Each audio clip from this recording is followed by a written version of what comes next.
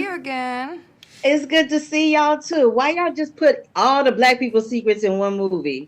Y'all ain't right. Come on now. We still got some left. Yeah, right. Y'all ain't right for that. Oh my God, y'all are not right for that. And when you started quoting Sister Act at the screening I was in, we hollered I love out that. loud. Thank you so much for all of that. I laughed. I laughed my buns off. But I Oh. want to ask both of you this. How did the conversation go where y'all got together and decided, let's collab and write a horror movie where all the black people are in it?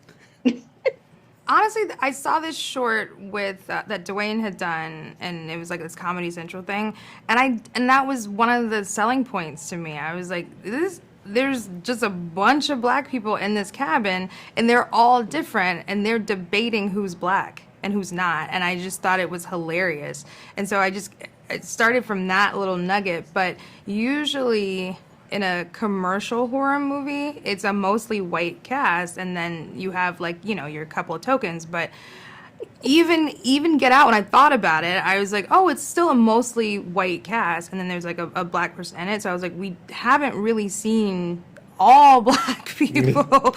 They're just starring, and they're fully realized characters, and they're not fitting into somebody else's narrative. It's about them. So I think that was that warmed my heart when I saw the short, and I was like, this is unique, and I want to make a movie out of it. And y'all are holding it down for the culture. Both of y'all are holding it down for the culture. Thank you.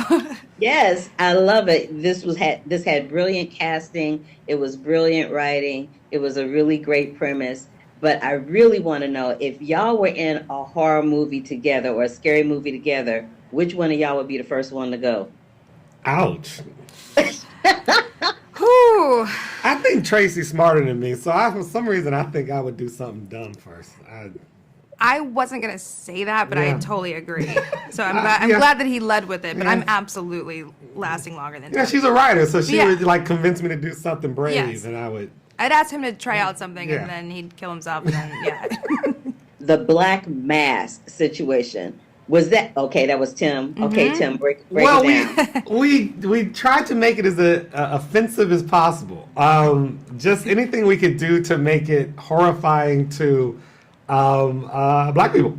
And so, in doing that, now I'd have to show it to Tracy, and Tracy would go, "Oh my God, keep going."